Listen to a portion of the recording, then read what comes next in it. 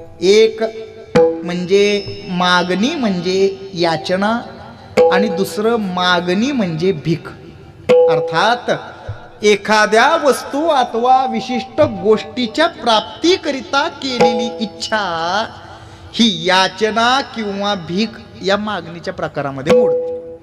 आता हे दोन प्रकार आपल्याला वरचीवर जरा दिसायला सारखे जरी दिसत असले तरी त्या दोघांमध्ये सुद्धा एक सूक्ष्म असा एक भेद आहे.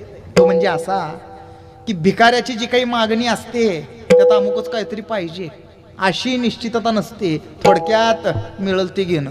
पण याचकाचं मात्र तसं नाही. याचकाची जी याचना असते ती निश्चित स्वरूपाची असते. तो ठरवून मागणी करतो. म्हणजे याचक आणि भिकारी जी करतो ती मागणीच असते. मात्र त्यात निश्चितता आणि अनिश्चितता याचा फरक असतो. असा हा यातला सूक्ष्म भेद जरी असला तरी त्या दोघांमध्ये सुद्धा एक समानता अशी दिसते की दोघही अभावाच्या प्राप्तीकरिता अभावाच्या प्राप्तीच्या अनुषंगानं मागणीच मागतात. की त्यांच्याकडे कशाचा तरी अभाव, अपूर्णता, कमतरता असावी आणि त्या योगानं ते मागणी मागतात. किंबहुना मागणी संभवत असते.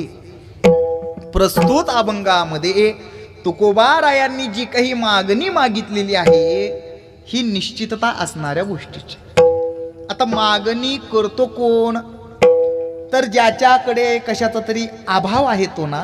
मग या ठिकाणी तुकोबाराय साधू संत मागणी मागतात म्हटल्यावर आता या सगळ्या गोष्टींचा अर्थ आपण असा काढायचा का की साधू संतांकडे कशाची तरी अपूर्णता आहे, साधू संतांकडे कशाची तरी कमतरता आहे, हा साधू संतांकडे कशाचा तरी अभाव आहे.